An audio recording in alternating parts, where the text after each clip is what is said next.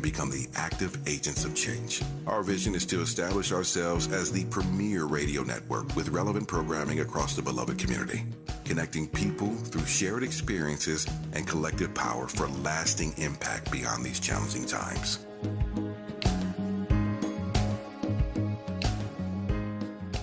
Who'll pay reparations on my soul?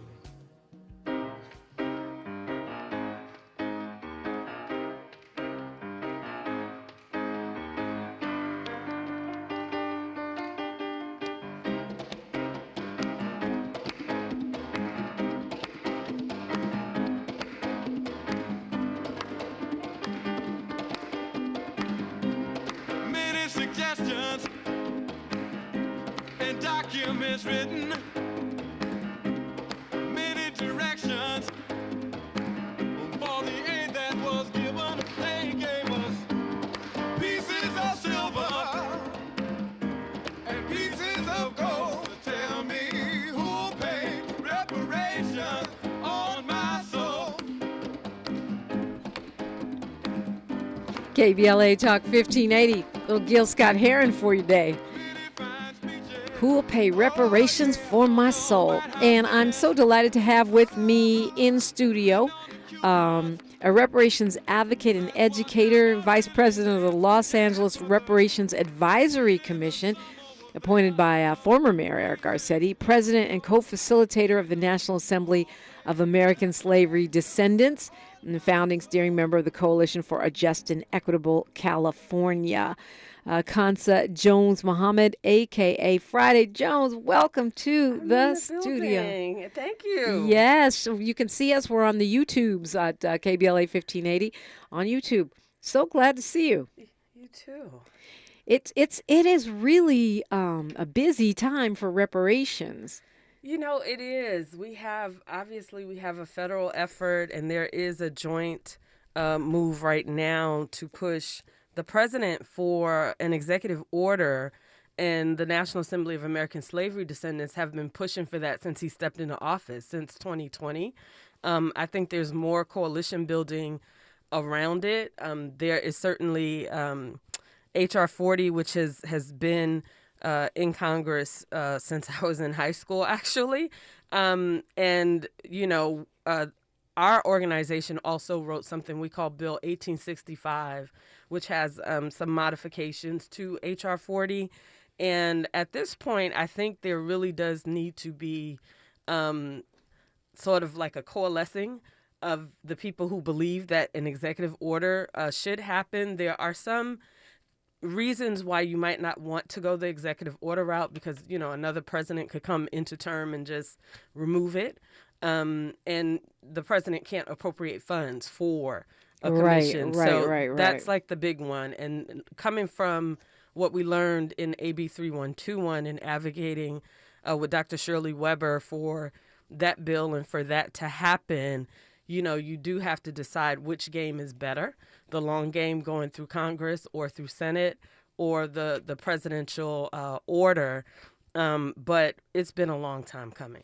Well, you know, there are some folks that say, why even do a study? This was already a promise. I know there's some folks in the reparations movement who say, wait, Special Order 15 and, you know, and the failed promises of the Reconstruction. Why do we need a study? You know, I'm from that school. I believe that on a level as well. And, you know, in a way, particularly because we have, as a people, consistently been a voting minority, this idea of republic or democracy has simply just not worked for us. You know, we don't have the numbers. And the last time we had any sort of weighted voting, it was a 3/5 compromise. Yeah.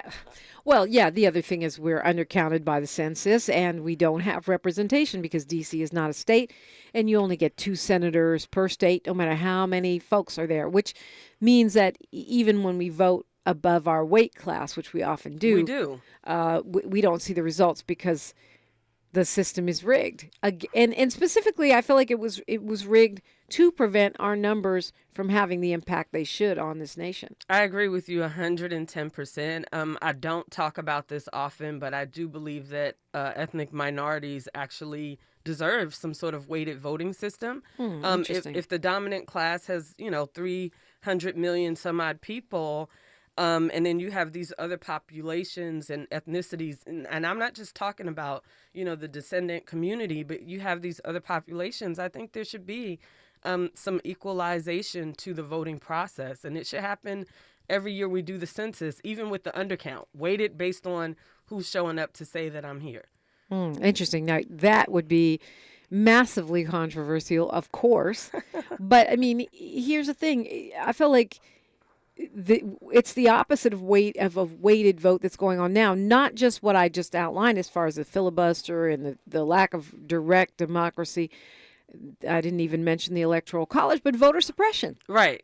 Which weights in the other direction. Right. When you have dark money spending like $24 million overnight, and this is the part that we're talking about reparations, right? And so I think it was in Mother's, I'm not going to remember the publication, but it's the one with the mother. Mother Jones. Mother Jones. Okay. Mother Jones did this whole expose on like dark money and voter suppression. And it was all sort of around the CRT.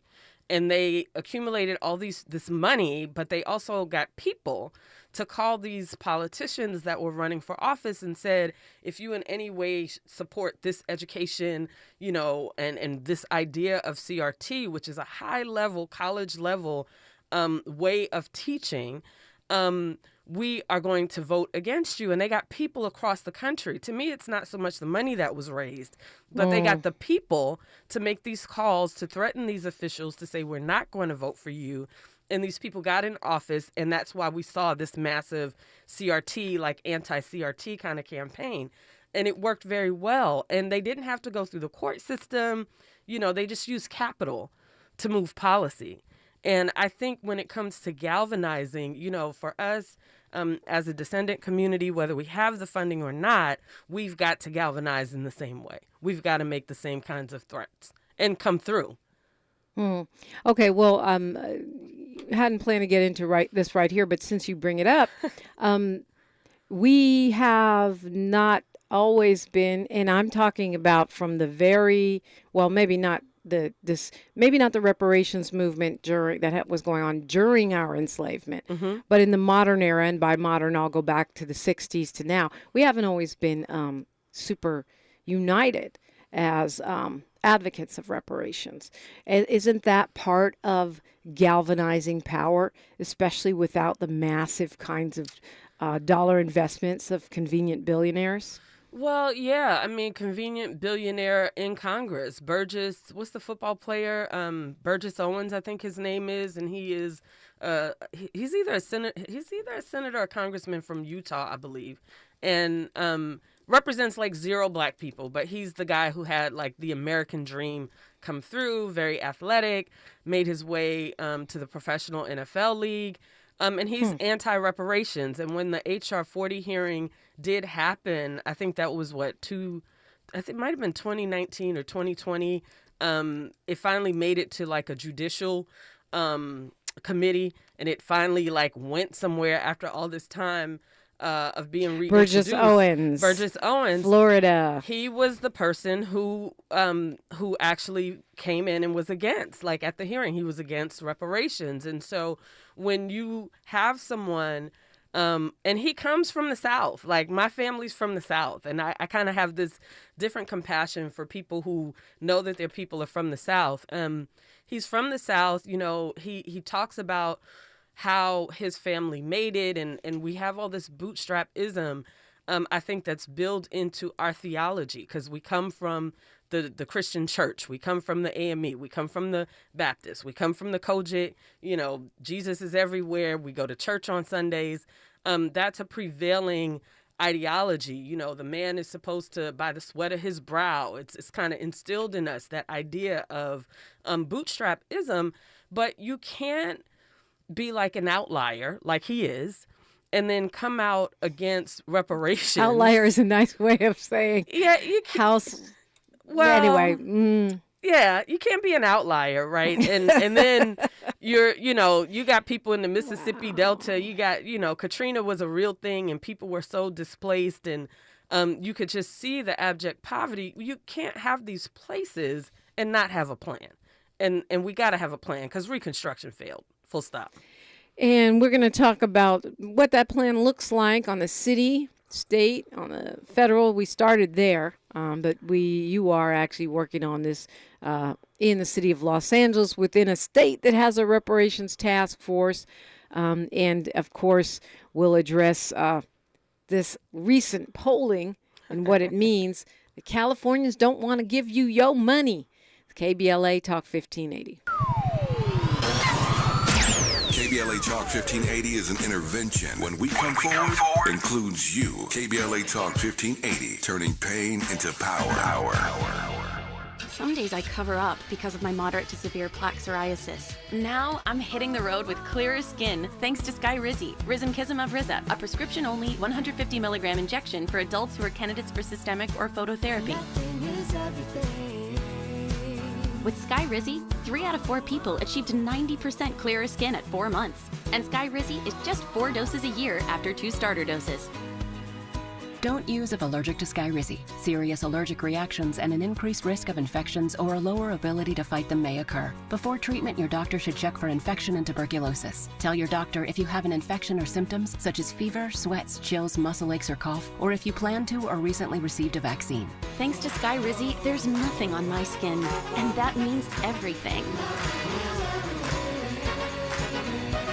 Ask your doctor today about Skyrizi, the #1 dermatologist-prescribed biologic in psoriasis, and visit skyrizi.com or call 1-866-SKYRIZI to learn more. Moments like seeing my son's team cheer him on mean a lot to me. But after being diagnosed with metastatic breast cancer, or MBC, which is breast cancer that has spread to other parts of the body, they mean even more. I take Ibrance, palbociclib. Ibrance 125 milligram tablets with an aromatase inhibitor is for adults with HR-positive, HER2-negative NBC as the first hormonal-based therapy. Ask your doctor about Ibrance and visit Ibrance.com. Ibrance may cause low white blood cell counts that may lead to serious infections. Ibrance may cause severe inflammation of the lungs. Both of these can lead to death. Tell your doctor right away if you have new or worsening symptoms, including trouble breathing, shortness of breath, cough, or chest pain. Before taking Ibrance, tell your doctor if you have fever, chills, or other signs of infection, liver or kidney problems, are or plan to become pregnant, or are breastfeeding. Common side effects include low red blood cell and low platelet counts, infections, tiredness, nausea, sore mouth, abnormalities in liver blood tests, diarrhea, hair thinning or loss, vomiting, rash, and loss of appetite.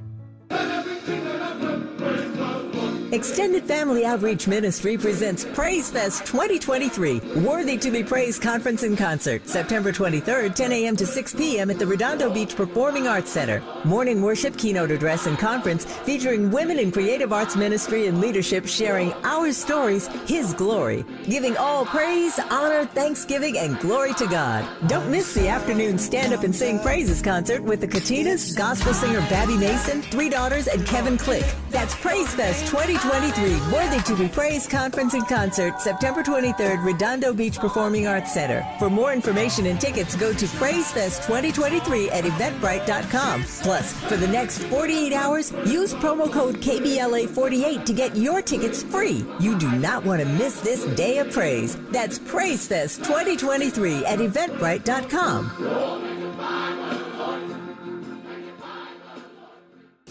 Thanks for waking up with Dominique DePrima on KBLA Talk 1580. You know, it's always, as black women, we always wear many hats. And my guest, Khansa Jones-Muhammad, is also an author, an advocate, an activist, and a commissioner. So we're going to have you act as 2 different guests today. That's fine. Right now, you'll be the advocate. A little later, I'll get the official commissioner take on things. And I know how that, I mean, I know how that is on the radio. Like sometimes I got to read the news, not so much here, but in previous incarnations, read the news, go into my news lady voice, and then take off that hat and go right back into hardcore activist and opinion. Yes, opinion and revolution go together with action, and so that's a different hat. All right, so let's go with the Gil Scott-Heron hat right now. Okay. And we'll go to the commissioner hat in just a bit. So I share with you, well, you shared with me, we shared an article from the LA Times about how the recent polling shows that Californians do not support cash payments for reparations. And when you and I were talking about it off the air, you made the point that part of the issue with that particular article is the framing. What do you mean by that? Yeah, I felt like the author, and I forget his name is, like Discipolo, whatever his name is, but I feel like he told it as if to say, the voters have spoken, they are not going to give you reparations money.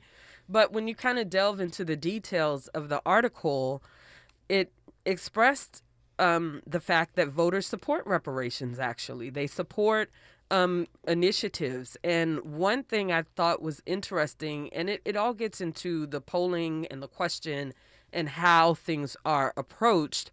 But if you can have in your article a dollar figure, for education being what it was, for housing being what it was, and the economists, the very strong team that was there of economists who quantified the harms into a dollar value, if you support the harm, what is the disconnect of the fact that a calculation was done to actually put a dollar value to the harm?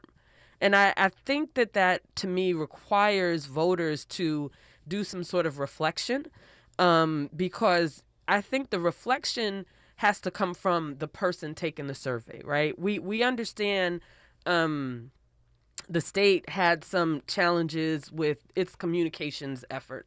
I think they went through 3 different communications teams during the process. So we can say, okay, the communication of what was happening wasn't the best. But if you tell me that these voters are savvy enough to understand the recommendations, to understand the harms, and then their only sort of pushback is, well, it can't be in dollars, then to me, we got to do some self-reflection here. But when you put it that way, it also reflects a certain amount of progress, whereas maybe 10 years ago, 5 years ago, there would have been no to any kind of redress. Oh, yeah. And at least we've moved now to, well, as long as it's not money. But I don't agree with that. But I do now, when you frame it that way, it sounds like progress. We call it Talking Point Tuesday around here. One of the things that they said in this polling was that the 2 main reasons that the respondents had for saying they don't support cash reparation is that it's unfair to ask today's taxpayers to pay for wrongs committed in the past. What do you say to that? I think, and I hate to say this, but I have to say it because I wrote a whole open letter to President Barack Obama in the position that he took as a candidate, and then after becoming a president, in his, I think it was an interview with Ta-Nehisi Coates, and he said that he didn't think today's immigrant population should be responsible essentially for the debt. And we have heard that talking point regurgitated even from Mitch McConnell in a very conservative sort of voice and voicing of an opinion about reparations. And I think that's so wrong. This country, if you look back in time from like 1865 to about 1920, and that's the same time we had Callie House and Pastor Isaiah Dickerson, who were like the first large. They had 400,000 former enslaved people petitioning Congress for a reparations pension. These people were alive and said what they wanted. And because Reconstruction failed, they were not given what they were due while they were alive.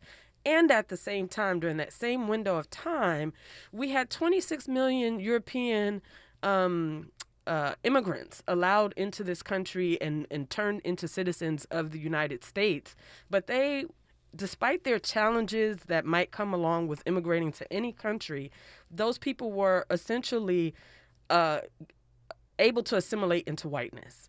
Okay, and at the end of that, we have the Red Summer, where there were 28 massacres, across the country, all this death, white terrorism that started the triggering of some of the migration patterns that contributed to the Great Migration. This all tells a story. And I think sometimes we don't ask our immigrant populations and brothers and sisters enough. I think they got the Daughters of the Confederacy education. We know that was a mission that lasted 100 years, that really kind of made the telling of the South and uplifting those Confederates as heroes. And so I feel like our immigrant brothers and sisters don't even know our history, don't even know our story. And then we get a president, who is our first Black president, who says, I let you off the hook. You don't have to be responsible. In what other area does that happen? Well, and the thing about it is whatever your position is on immigrants, when you come to this country, you get the whole package. Absolutely. You get our free education school system with its pluses and minuses. You get our crime. You get our perks. Right. You get the whole package. And the package is, from my perspective, that this country comes with debt. It absolutely does. A lot of that debt is based on military spending. Come on, tax Dominique. breaks for the rich. Come on. It's based on all kinds of different things, but one of the biggest unpaid debt is the debt of reparation for Black Americans. And if I'm being very honest, Kramer, Dr. Thomas Kramer, I think he's out of University of Connecticut, along with Dr. Darity, were both on the team that quantified these harms. But if you read some of Dr. Kramer's writings, I mean, we would bankrupt the country. I feel like the country's getting a discount. I think that the numbers that California came up with is getting a discount. Like, if you read his numbers, and his numbers are basically simple interest. It's unpaid wages. I think simple interest of maybe 6% or something from back in the day until now. If you look at his numbers, we would bankrupt the country. And I think that you're talking to people who understand the economic standing. But to your point, like, our defense spending is out of control. And what does bankrupt the country mean anyway? We've got massive debt. A lot of it accrued because we want to give tax breaks and party favors to the rich. And if you put that money into the Black community where it belongs, it's going to be, spent. And I'm not talking about Gucci purses. You can put that talking point down, because even if they do buy Gucci purses, none of your business. But that's massive economic stimulus, right? It's massive economic stimulus. Imagine all of the businesses that apply for small business loans that don't need the loans now because they have the capital, right? We talk about Amazon and Jeff Bezos, and he went to his family. His family gave him $250,000. We talk about Kylie Jenner. And we talk about, she started her self-made billionaire. Self-made, but what? Self-made how? Her family self-made with millions. Gifted her $250 to start this makeup line or whatever. So imagine a bunch of Black people that don't need to actually go to a bank to be told no. They don't have to go to a gatekeeper, and they can actually enterprise in the way that they want. When we are hiring managers, we have the Rainbow Coalition working for us. So people have this idea that if we somehow become financial successes, the Black people are not going to hire, and we're not going to do this. That's the basis of that Red Summer, right? I mean, it's economic envy. Yes, we have lakes over whole Black communities because of economic envy. We have what they call race riots, which were white terrorism because of economic envy. We have Tulsa. These people willed themselves to live beyond what they should have lived in order to see justice. And then we have a gatekeeper again, that judge, the woman, I forget her name, but she essentially tells them, after they think that they're going to have a chance, she tells finally, them 100 years later, the lady is like, oh yeah, no, we're not doing this. And that's the end. So our judicial system, I've said this in advocacy space, and I'll say it here because I need the funders that fund reparations to actually hear this. If you want to be a funder of reparations, it means that you're going to fund 501c3s, and they can do all the educating on the topic that they want to do. You're going to fund 501c4s because they are going to politically energize and actually get voters engaged in a way to change policy. You're going to do some funding of actual candidates who build a platform that includes reparations and reparatory justice. You are going to fund a legal fund and hopefully give me some power over it, so that when we have this Bloom guy suing everyone, from Harvard students and killing affirmative action to now he is on Keisha Knight Pulliam. And we know Attorney Crump is working that particular case. But there needs to be a way for Black people to defend ourselves when we know attorneys like Bloom are trying to set court precedences to set us back another 100 years. He's not suing Latino firms that don't hire Black people. He's not suing Asian firms that don't hire Black people. And then we don't have a legal fund where we can activate and nip things in the bud from the beginning. So if you want to fund reparations, like, open up the purse books and the funding for real. Because there's a lot of work to be done. There are new voices, there are legacy voices that all have roles to play. And we can't play the game as well when we don't have funding, but $24 million dark money overnight is raised. We have news, traffic, and sports right here. You said a lot of things that we could follow up and unpack on. But, I mean, theoretically, in theory, we have the NAACP Legal Defense Fund. In theory, we have, the ACLU, Urban League. Right. They're not doing what I would call reparations type cases. They're not.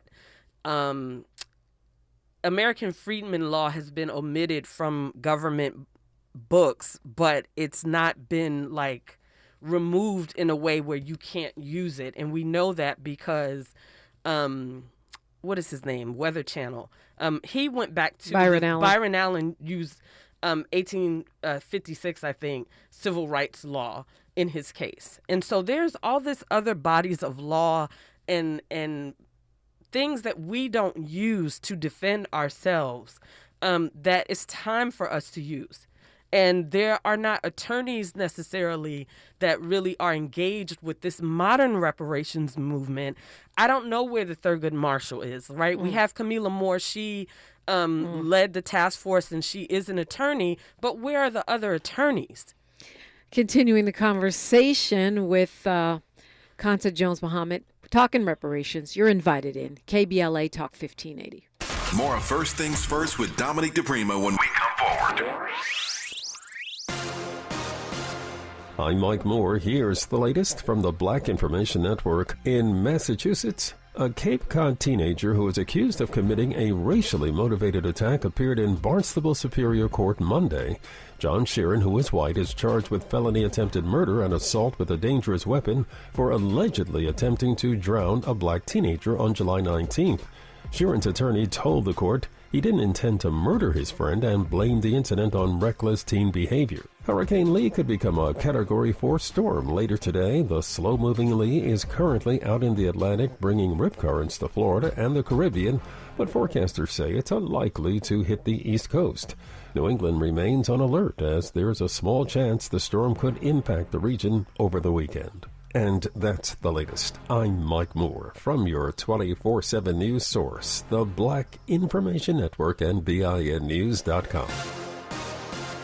Score big on sleep and savings during Mattress Firm's best sale of the year. Save up to $700 on select Tempur-Pedic adjustable beds and get a $300 instant gift. Good towards pillows and more. This is the KBLA Sports Minute with Ray Richardson. Here's the most important statistic from week 1 of the NFL season. 14 NFL teams started a black quarterback. That's the highest number in league history for any weekend. Almost half of the NFL's 32 teams started a black quarterback. There's a lot to criticize about the NFL, but it's obvious that progress and diversity has come to the quarterback position. The winners, Jalen Hurts of Philadelphia, Cleveland's Deshaun Watson, Lamar Jackson of Baltimore, Dak Prescott of Dallas, Jordan Love of Green Bay, and Desmond Ridder of Atlanta. The NBA Board of Governors are expected to approve a new rule that punishes teams for resting players for national TV games. Teams will also be fined for allowing multiple All-Stars to sit out a game if they're not injured. Fines could get as high as $1 million. Hope the Clippers get this memo. No debates, no speculation, just the info you need. That's your KBLA Sports Minute. I'm Ray Richardson on KBLA Talk 1580. You're listening to K-Drip, where we play all the best classic water-wasting hits like watering your lawn during the hottest time of the day and leaky faucets. They're tunes from another time because now that we face a hotter, drier future, every drop counts. Despite an extremely wet winter, keep using less water, fixing leaks, and reusing indoor water for your garden. Visit SaveOurWater.com for more ways to conserve. Up next, brushing your teeth with the water on. K-Drip. Dominique DePrima for KBLA Talk 1580. Are you worried about your credit score? Well, look, you can rebuild it. There are lots of factors that go into determining your credit score, but one of the most effective ways to improve your score is to consistently pay your bills on time, over time. If you're forgetful about payments, like me, try automating your bill payments. That way, all your creditors get paid on time, and you'll have freed yourself of trying to remember. Whatever your financial goals, U.S. Bank Access Commitment Initiatives can help support you in reaching them. Access your financial goals at usbank.com/access. Member FDIC, Equal Housing Lender. When you're young, life is full of choices. Don't let opioids like highly addictive and deadly fentanyl take away your life with just one wrong pill. Addiction is a disease that can affect anyone at any age. But there is a choice to get help for this disease. Find medically proven treatment options, including virtual, at choosemat.org. Hey, this is Zoe Williams, the voice of reason from KBLA Talk 1580. Listen, if you're in the market for the best prices and the fastest delivery for custom-made roller shade, LA Custom Blinds is the place to be. Schedule a free estimate and they will come to your house, measure your windows, and bring a variety of fabrics to choose from, and then come back and install it all for free. The best part is that their factory is located right here in downtown Los Angeles, so they make the shades really fast. All you got to do is go to lacustomblinds.com and schedule your free in-home estimate right now. Tell them Zoe Williams sent you. Extreme heat can make you very sick and can be deadly. For Californians 65 and over, it's important to have a plan. Ask your healthcare provider if your medications affect your ability to cool down. Know the signs of heat illness and stroke, as well as the location of your nearest cooling center or air-conditioned space. And if you have loved ones over 65, be sure to check in on them on hot days. Learn how to stay safer from extreme heat at heatreadyca.com. Brought to you by the state of California. Broadcasting live from Leimert Park, USA. Welcome back to your home for unapologetically progressive radio, KBLA Talk 1580. And I am truly blessed to be talking today with Khansa Jones-Muhammad. And she's an advocate. She's popularly known as Friday Jones, reparations advocate and educator. And she's got a lot of other things, too. You're a bison, right? I am. And you know I went to school with your brothers. That's like the crazy thing. So what's up, Mitty? And yes, Raz. And so for my East Coast fam, how y'all doing? What's up, Bison family? See, people out here don't know about the Baracas as much as they do back east, but I'm sure you're seeing the family resemblance if you spent any time with my brother. But okay, so offline, the crazy thing, the family resemblance, and I swear I knew about you in college because we, like me and Mitty in particular, were friends, but my dad and your dad were friends. And that was the crazy, that was like, yeah, when my mom came up with that, I was like, wait, what? Yeah. So we're all connected through the universe. We're all universally connected. And it falls in line with this theory that I have that children of the movement have been fueling progress in this country since Malcolm X, right? Malcolm X was a child in the movement. His parents were part of the Garvey movement. And whether you know they're connected or not, you know, you can call Fonnie Willis a conservative, but her dad is connected with the Black Panther Party. Everywhere you can say our struggles don't make a difference, but everywhere you look, children of the movement are making progress in this country. And Mildred Howard, this phenomenal Black artist from Oakland, she is a child of a revolutionary, and you know it shows up in her art now. And I was just in Oakland this past weekend at the Oakland Museum about an installation that they want to do about reparations. And so it was like the reparationists of today, you know, with these legendary artists and curators, Susan B. Anderson from a California African American Museum. Like there were some powerhouses in this convening, and I was like, oh, this movement is real. We talking art. We talking everything. Artists and curators and mayors Yes. and organizers everywhere you look. So we, I was, I ran one talking point by you. I wanted to run another one Sure. before we bounce off of this. The other thing, let's see, it's not fair. I never held slaves, but you make the point that this is still progress. It's not fair to single out one group for reparations when other racial and religious groups have been wronged in the past, say 53% of Californians. And I'm like, where's their revolution? Where are their revolutionaries? Where are their advocates? And I don't say that to minimize anything, but the work that is being done today is really being done by everyday people. I have a 9-to-5 job, just like everyone else. And in order for me to do this work, most of the time I'm coming out of my pocket to do this work. And so you want to talk to me about what about ism, and I always represent my full lineage. I'm as American as people can be. I got some of the Irish blood. I got indigenous blood through the Shinnecock Nation. I have some French blood. The indigenous people who are recognized federally by the government actually have a place, and they've had a place since the founding of America. We had a Freedmen's Bureau that was disbanded almost as soon as it was started. It was disbanded. So when you say, well, other people, well, we have government dollars and we have government departments and resources that serve other people. So when you say that to me, and you say that to me where, again, and I haven't said this on this show, but I've said this when I speak, I come from the United Martin family, one of the largest black families in the United States that can trace their ancestors to an enslaved person. Our matriarch, Tracy, was a Saharan merchant, and she was imported here from what is today Cameroon, but on her bill of sale, it says the Congo.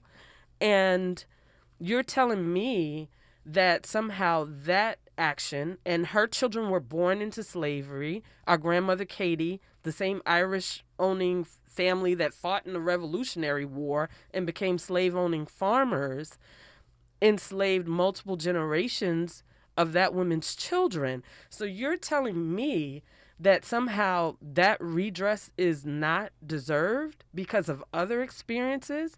I say they all are worthy of redress. And if you believe in some other lane of advocacy, you should be supporting Barbara Lee's bill. She has a reconciliation bill that she put forth federally that kind of covers all of America's atrocities. So why aren't you supporting her bill instead of opposing the work being done by the descendants of people who were enslaved here as chattel slaves? I mean, and I've heard that answer from a lot of reparation activists that, do your own advocacy and get your own reparation. Absolutely. Like the Japanese Americans did.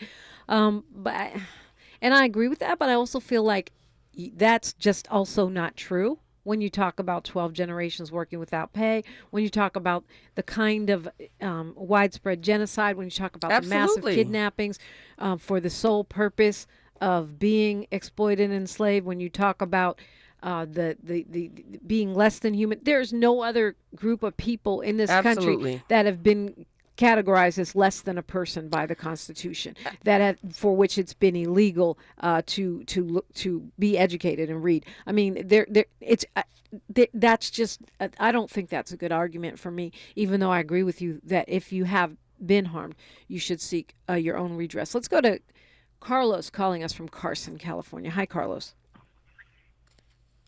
Good morning. Good morning. Well, I got a couple of quick statements here.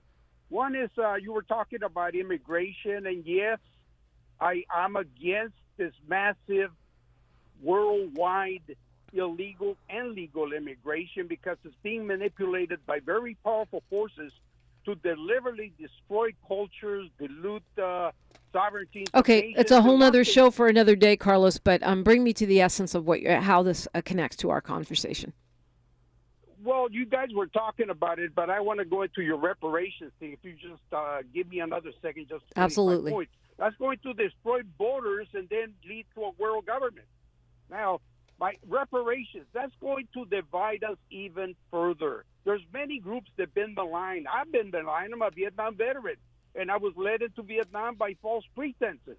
Thank you for your service, and I'm sorry, but that's not the same as 12 generations working without pay, not the same as being enslaved, prohibited from reading, having your children sold out from under you, being having your families destroyed, and then facing literally decades of Jim Crow and white terror. It's simply not the same. I'm not trying to play the oppression Olympics, but I think that actually what would unite us is if you would get behind 100%. our reparations effort. I agree. Going to, because it's going to further divide us. We're already terribly divided by the same people up on top, the same white elitists that are want to destroy our society to debacle it. And to be honest with you, Carlos, by you calling and saying you're against reparations, I think you're doing more to divide black and brown than anybody has since I've been on the air with the show. So let me Go just ahead, interject here, Carlos, because honestly, I sat in on a very white Republican call on Spaces on Twitter, which is now X, but and it was run by a white journalist who had a following of patriots who said the very same sentiment. And this is my response, and this is a very practical sort of response. You can go into any Whole Foods today and you can get 7th generation cleaning products, environmentally sound and safe cleaning products. 7th generation, those founders are a couple of white guys, but they have roots in the South, and they have roots in the South that are actually tied to the death of Emmett Till. Emmett Till's death has not received justice since he was killed all those years ago. Right. And so you're telling me that it's okay for 7 generations of a family that contributed, that enslaved people, made their money from growing cotton. 7 generations later, they have maintained their wealth so that they can sell you a product in your local Whole Foods. That's okay, and that's not perceived as divisive, but somehow making the descendants of the people that could have worked for those people whole is the problem, and that's divisive. That's unacceptable to me. Look, the ultimate effect this is going to have, everybody's going to want reparations now. The Latinos, the Asians, you name it. I'm going to ask for reparations. I'm a Vietnam veteran. I was sent there on false pretenses. It's going to be pandemonium. We can't, if you get us to why is it always when black people want justice, it's too much? It's a bridge too far. When black people want justice, it's a bridge too far. When anyone else, we understand, we get it, whether they're Japanese, whether they're Jewish Americans, whatever it might be, it's fine. But when we do it, it's divisive and it's a problem. Carlos, I got a problem with that. When we come back, because I say reparations heal the nation. I say that. That's a slogan. Reparations heal the nation. And I think that's the truth, because you cannot move on from terror until you heal from that terror. Carlos, call me back another day. I'll be happy to argue with you all day long. Right now, though, Khansa Jones-Muhammad is about to put on her commissioner hat and give us an update on what's going on in the city of Los Angeles. KBLA Talk 1580. She's reclaiming her time on KBLA Talk 1580. More First Things First with Dominic DePrima when we come forward. Hi, this is LA City Councilman Curran Price, inviting you to the 28th Annual Central Avenue Jazz Fest on September the 23rd from 11 to 7 p.m. For nearly 3 decades, the Central Avenue Jazz Festival has paid homage to the legendary Central Avenue and its influence on jazz history. Jazz, blues, and Latin jazz will be featured on 3 stages of music. Co-headlining are Hubert Laws with special guest Eloise Laws and the Billy Childs Quartet featuring Sean Jones. The day includes plenty of food, merchants, and 4 pavilions focused on youth programming, art, health and wellness, and public resources. Parking is limited, so Metro and rideshare are recommended. Hubert Laws with special guests Eloise Laws and the Billy Childs Quartet featuring Sean Jones. The day includes plenty of food, merchants, and 4 pavilions focused on youth programming, art, health and wellness, and public resources. For more information, visit CentralAveJazzFest.com. CentralAveJazzFest.com. See you on the 23rd. KBLA Talk 1580. We've got a lot to talk about. Maisha Cairo here with a quick recap for my time at JP Morgan Chase's Advancing Black Wealth Tour. There were speakers Ian Dunlap, Damon John, Lynn Richardson, MC Light, Don Kennedy, to name a few. Take a listen to what Justin Grant, Community Development Lead at Chase's Advancing Black Pathway, let's see what he had to say. So I'm Justin Grant. I lead community development and national partnerships for JP Morgan Chase's Advancing Black Pathway strategy. And so we're focused on strengthening the economic foundation of black communities, and we're making targeted investments in programs like the Advancing Black Wealth Tour to help us get our tools and resources out to the community to drive sustained impact over time. So when it comes to black and brown people, it sounds like Chase is making it their personal responsibility not only to facilitate these events, but to educate and provide resources. So, Mr. Grant, I have to ask, what does wealth building look like for the individual? It's home ownership. It's having that freedom to be able to start your own business and create jobs in your community. And it's having that long-term plan towards retirement, having that vision for what you want your life to be, and you have the resources to actually live it. I'm Maisha Cairo. Thanks for sticking around. That was my recap from Chase's Advancing Black Wealth Tour. First stop was here in LA, and they're taking it national. Hi, Tavis Smiley here. I know you've been hearing the promo over and over again about our event this Saturday, about contracts and how you can get in the contract pipeline. Just want to remind you, it is this Saturday. Space is limited. Here's Dion Rambo to tell you more about what you can expect this Saturday. Yo, what's up? This is Rambo, and again, you know the three words, contracts, contracts, contracts. This Saturday, there's one place you have to go right now, KBLA1580.com. If you want to see us talk about contracts, talk about grants, you got Caltrans who made all this possible. I'm super excited. You guys all know Rambo's been in the community fighting for you. Now, we got Tavis fighting alongside. This is huge. KBLA1580.com this Saturday. See you guys. This is KBLA Talk 1580, where hate meets a scholarly match. Okay, just real quick before we go to Commissioner Hat, to Carlos, the other thing about everyone else in Pandemonium and Chaos is actually we have a deal, like Special Order 15 and the reconstruction. Yeah. It's not that we're just looking for a handout. It's a deal that was made and not consummated. Not consummated. And so that, that is the ultimate basis for HR 40 and its naming is because Field Order 15 gave the 40 acres and a mule.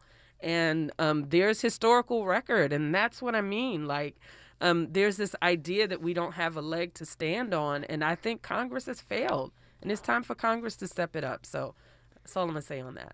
Okay, so Commissioner Hat on. Yes. Commissioner Jones-Muhammad. Los Angeles is one of a handful of cities that have reparations commissions? Yeah, we have a commission, and I'm very proud to serve in my capacity as the vice chair for the Los Angeles Reparations Advisory Commission, which is a blue ribbon commission that was seeded by former Mayor Garcetti. We get to continue our work, thankfully, under our new mayor, Karen Bass. And for us, we are required and responsible for creating a pilot program for the city of Los Angeles. We have not defined the beneficiaries. That will be done after CSUN, which is our academic partner, does their research. And part of their research actually includes a survey of Black Los Angelinos through 3 distinct time periods, I think it's 1865 to 1925 because 1925 is the year the city chartered itself. 1925 to 1968, which is the ending of the civil rights period, and then 1968 to present. So those are the 3 periods that we're looking at the experiences of Black Los Angeles families. I think there's particular value in multi-generational families. I am new to Los Angeles. I came here in 1997 permanently. So my experience is somewhat limited to other people who may be like 4 generations deep. But to take that survey, people can go to blackexperiencela.com. Again, blackexperiencela.com and take that survey so that we can then look at what has actually happened to people and make a specific pilot program. However, this commission on day one decided we were going to make recommendations to the mayor and to city council based on all of our findings.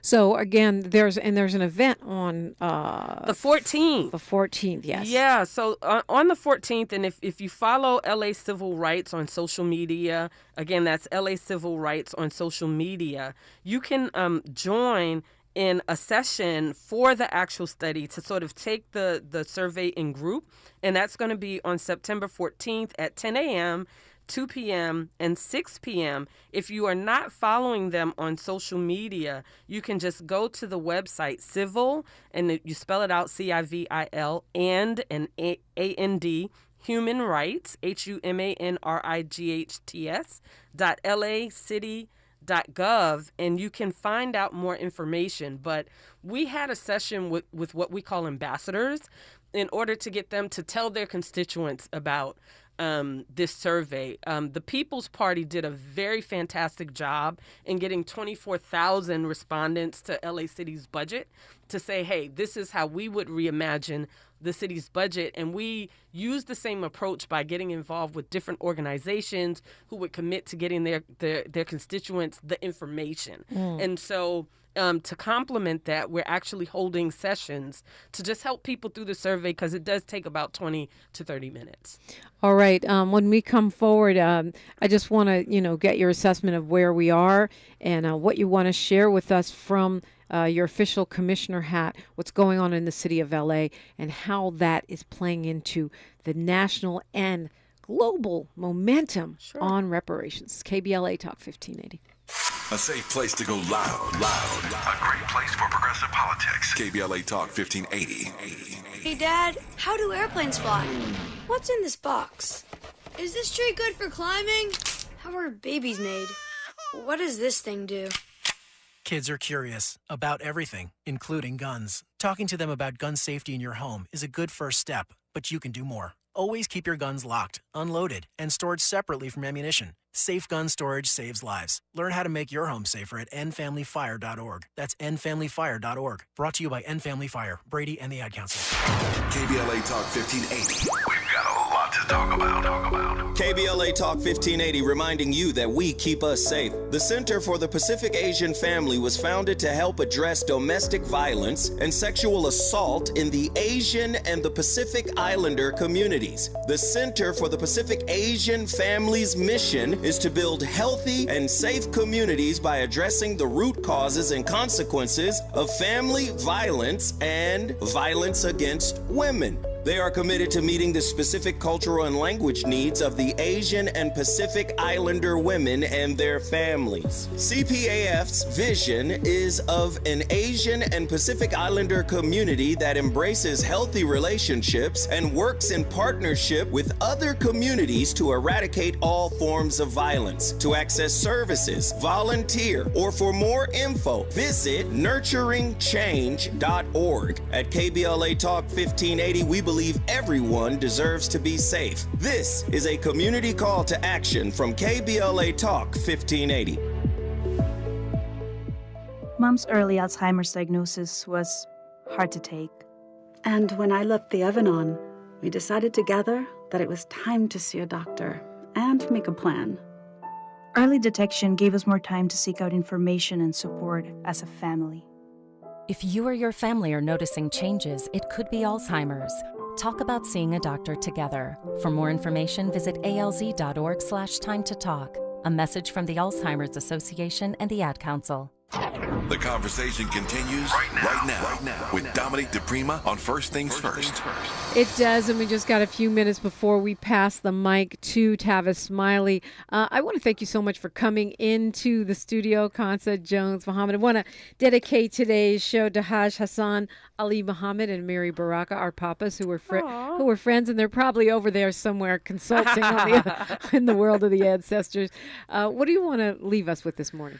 Well, happy birthday, Grandma, too, since we're dedicating happy shows. Happy birthday, Grandma. Grandma's turning 95, so happy birthday, Grandma. I just want to say, honestly, thank you to Dr. Shirley Weber for her leadership in getting the state going. I want to thank former Mayor Eric Garcetti for getting the city going. I think that the state and the city together are really giving a blueprint for other states and municipalities that want to do this work the right way. Some of what's happened here has influenced New York legislation, Georgia legislation, and I'm really proud to be of service in my capacity as a commissioner for the city. But I'm even more proud as a descendant of people who were enslaved here to carry on the legacy of, our great civil rights activists and some of our former reparations advocates that have passed on. And so I'm just extremely grateful. I'll say that I have one last thing to plug. That is the State of Black LA, which is being sponsored by the Los Angeles Urban League, and it's going to be hosted tomorrow at the University of Southern California. If you want information on that, go to laul.org/SOBLA, and you can register for that. There are some fantastic panels that including are happening. You'll be on the I will be on the reparations panel with, Dr. Melville. We also have Chair Camila Moore, but we have Capri Maddox is doing a multi-cultural collaboration panel. I'm very vested in hearing that, as well as an education panel hosted by Melissa McGee. It's going to be from, I think, 8 in the morning until about 1 in the afternoon. But if you want to really know what's happening with the reparations movement, please show up for that panel. The State of Black LA, that's the Los Angeles Urban League. You can go to their website. And shout out to Capri Maddox, the leader of LA Civil Rights, which of course houses your commission. Yeah. And absolutely, is leading one of the panels there. Khansa Jones-Muhammad, Friday Jones, thank you for coming in studio with me today. It's great to see you. Thanks for having me. You see what a text can do just like that. Like that. Exactly. See what two black women can do. Hey now. Hey now. Don't mess around. But real talk, this momentum and this conversation on reparations needs to be urgent, needs to be all the time, in my opinion. We are at a crossroads, and we got to make sure that our country goes the right way, our state, our city as well. Tavis Smiley's up next. He's got a great show on deck for you. I'm Dominique DePrima. History is now, and we are making it together. Until tomorrow, one love. KBLA 1580 Santa Monica. I'm Mike Moore. Here's the latest from the Black Information Network. In Massachusetts, a Cape Cod teenager who was accused of committing a racially motivated attack appeared